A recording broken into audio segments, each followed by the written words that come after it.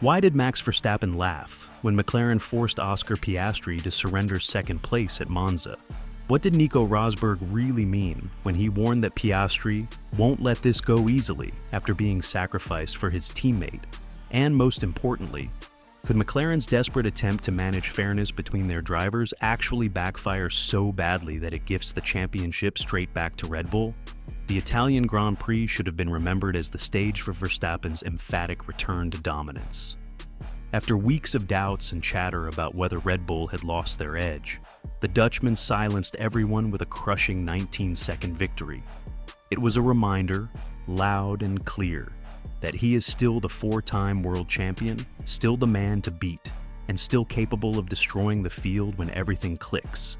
Yet, instead of the headlines focusing on Verstappen's brilliance, the story that emerged from Monza was very different. It was about McLaren, a team that should be celebrating their most competitive season in more than a decade, but instead finds itself embroiled in the most dangerous kind of problem, one of their own making. Because when your own pit stop errors force you into robbing one driver just to save another, you're not showing strength as a team, you're showing cracks. And in a championship fight as intense as this one, those cracks can shatter everything. Oscar Piastri still leads the drivers' standings by 31 points over teammate Lando Norris. But what happened at Monza revealed something far more important than the numbers. It exposed a team willing to interfere in on-track results to manage fairness. And when that fairness looks suspiciously like favoritism, you risk alienating your own drivers. The worrying part? This isn't new. Monza wasn't the first time McLaren have stepped into these murky waters. Fans with sharp memories immediately pointed back to Hungary last season, where the exact same situation unfolded, but in reverse. That time, Norris was forced to hand a position back to Piastri. When it happens once, you can call it a difficult decision. When it happens twice, it becomes a pattern, and patterns are dangerous when two of your drivers are fighting for the same title. Let's break down what actually happened. McLaren made the logical call to pit Piastri first, covering off pressure from Ferrari behind. Nothing controversial there. Norris followed a lap later, but disaster struck. His stop dragged on for almost 6 seconds. At Monza, where every tenth of a second is precious, that kind of delay is catastrophic. As a result, Piastri rejoined ahead of Norris. On track, fair and square, he had earned second place. But then came the radio call. McLaren instructed Piastri to hand the position back to Norris. His response was as polite as it was pointed.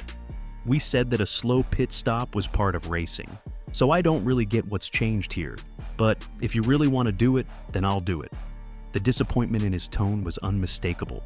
There was no shouting, no defiance, no public meltdown, just quiet, contained frustration. And that quietness might be even more dangerous in the long run. Piastri complied immediately, slipping back behind Norris without resistance. Compare that to Hungary last year, when Norris dragged his feet before finally letting Piastri back through. The contrast says a lot about how each driver views these situations. Now, here's where things get really damaging for McLaren. Even Verstappen couldn't hide his amusement. In his post-race comments, he didn't sugarcoat his opinion. From my side, a bad pit stop can happen the same way an engine can break, or if you make a mistake on your own. That is just part of racing. So, yeah, I had to laugh a little that he had to give the position back. This wasn't just casual banter. Coming from someone who lived through the explosive teammate wars at Red Bull, remember the infamous Multi-21 clash with Mark Webber. Verstappen knows exactly what happens when a team interferes too much. His laugh wasn't just about Monza. It was about the bigger picture, McLaren making themselves look weak.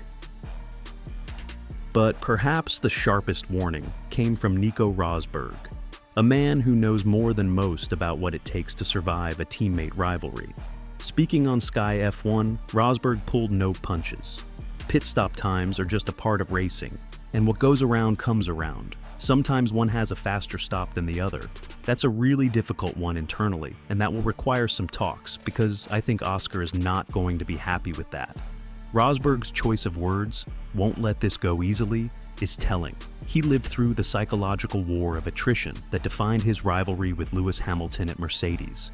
He knows that moments like Monza don't just disappear, they linger, they fester, and eventually they explode. Jamie Chadwick added another crucial layer during Sky's coverage. Once it happens twice, it becomes a talking point. And once it's a talking point, it becomes pressure on the team. That's the nightmare scenario for McLaren. They haven't just made one controversial call, they've created a precedent. Fans, media, and, most importantly, the drivers themselves will now view every future decision through the lens of suspicion. Is McLaren favoring Norris? Are they sacrificing Piastri's rightful results for the sake of harmony? And here's the kicker. Harmony is exactly what they're risking destroying. Wave pasiworst. Now, to be fair, team orders aren't new in Formula One. Ferrari's infamous "Fernando is faster than you" call in 2010 remains one of the sport's most controversial moments. Red Bull's Multi-21 saga in 2013 nearly tore the team apart. Even Mercedes, the most dominant team of the hybrid era, barely kept a lid on Hamilton and Rosberg's rivalry despite constant interventions. Team orders exist because Formula One isn't just about individual drivers. It's about maximizing points for the team. But history has shown us, again and again, that when those orders start overriding fair on-track results, the backlash is brutal. Fans hate it, drivers resent it, and once trust is broken inside the garage, it's almost impossible to repair. Endorse Bickerbeek. And here's why Monza matters so much. We're heading into the critical final stretch of the season. Every point is gold dust. Piastri leads by 31, but Norris is close enough that 3 points here or there could swing the title. At the same time, Verstappen has reminded everyone that Red Bull cannot be discounted. If McLaren's two drivers start tripping over each other, or worse, if one of them feels betrayed and stops playing the team game, Verstappen will be right there to punish them. In fact, Verstappen's dominance at Monza sent a clear message. Red Bull might have had a shaky summer, but they're still more than capable of winning races. And all it takes is one slip from McLaren for Verstappen to swoop back into contention. What makes this situation even more volatile is the personalities involved. Piastri is young, calm, and highly intelligent.